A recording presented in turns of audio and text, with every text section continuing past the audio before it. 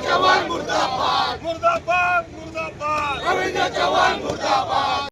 रवींद्र चव्हाण या असंस्कृत पक्षाच्या असंस्कृत माणसाने जी आमची विलासरावजी देशमुख आहे, जो सुसंस्कृत माणूस आहे, विलासराव देशमुखांचं जे जीवनपट पाहला, अभ्यासू कर्तृत्ववान माणूस होता, जो आमच्या निघून गेला, त्या माणसाबद्दल असं वक्तव्य बोलणं हे कदाचित चुकीचं आहे। म्हणून लोका सांगे ब्रह्मज्ञान स्वतः कोरडे पाषाण या गोष्टीप्रमाणे बीजेपीच्या नेत्यांनी पहिले आपल्या आतमध्ये म्हणजे मनातलं त्यांचं जे घाण आहे हे साफ केली पाहिजे।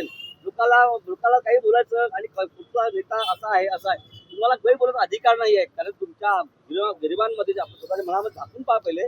कारण विलासराव देशमुख असतात एवढा गुंडा माणूस त्याने अख्खा महाराष्ट्र घडवला, त्या माणसाला असं दिवसापूर्वी लातूर येथे प्रचार सभेत बोलताना भारतीय जनता पक्षाचे प्रदेशाध्यक्ष तथा माजी मंत्री रवींद्रजी चव्हाण यांनी महाराष्ट्र राज्याचे माजी मुख्यमंत्री आणि केंद्रीय मंत्री काँग्रेस पक्षाचे ज्येष्ठ नेते दिवंगत विलासराव देशमुख यांच्याबद्दल विलासरावांचं नाव निशाण आता इथून मिटवायचं आहे अशा टाईपचं अवमानजनक वक्तव्य केलं।